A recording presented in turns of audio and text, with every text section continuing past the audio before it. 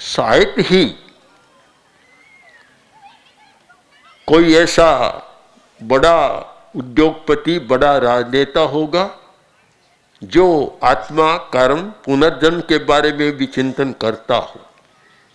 मैं आक्षेप तो नहीं करना चाहता और किसी पर कोई दोषारोपण भी नहीं करना चाहता, पर लगता है कि अगर 100 राजनेताओं को, 100 बड़े उद्योगपतियों को और 100 बड़े व्यापारियों को जो घोटालों में लिप्त होते हैं, ऐसे लोगों को खड़ा करे और उन्हें पूछा जाए कभी आत्मा के बारे में सोचते हो, कभी पुनर्जन्म के बारे में सोचते हो, मरने के बाद क्या होना इस बारे में कभी सोचते हो, तो शायद सकार में उत्तर कम मिलेगा।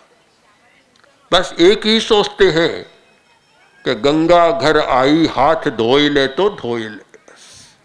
अब गंगा स्वयं घर में आ गई, सब कुछ शक्ति घर में आ गई, अब तो हाथ धोना नहीं धोने, तो लोग कहते हैं मूर्ख आदमी है।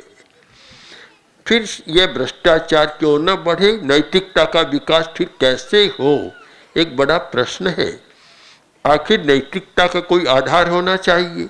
नैतिक क्यों बने, आदमी अनैतिकता क्यों नहीं करे, क्यों नहीं करे। अनैतिक आचरण से एक दिन में 10 लाख की पैदा हो सकती है और बड़ा घोटाला हो तो 10 करोड़ की पैदा हो सकती है, तो फिर अनैतिकता क्यों नहीं करे।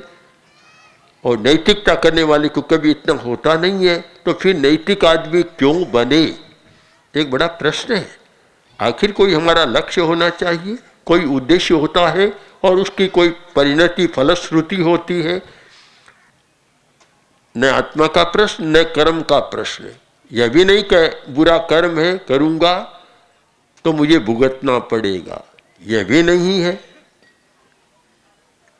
कौन सा आधार बनता, इतना हो वर्तमान में कभी समाज की व्यवस्था अच्छी रहे, यह कोई बहुत आकर्षक आधार नहीं है। सब लोग समाज की व्यवस्था के प्रति इतने जागरूक नहीं है और आकर्षण भी नहीं है। अगर सबसे अधिक अनैतिकता की रोक का और नैतिकता के विकास का कोई शक्तिशाली आधार बनता है तो वह है आत्मा का दर्शन, कर्म का दर्शन और पुनर्जन्म का दर्शन।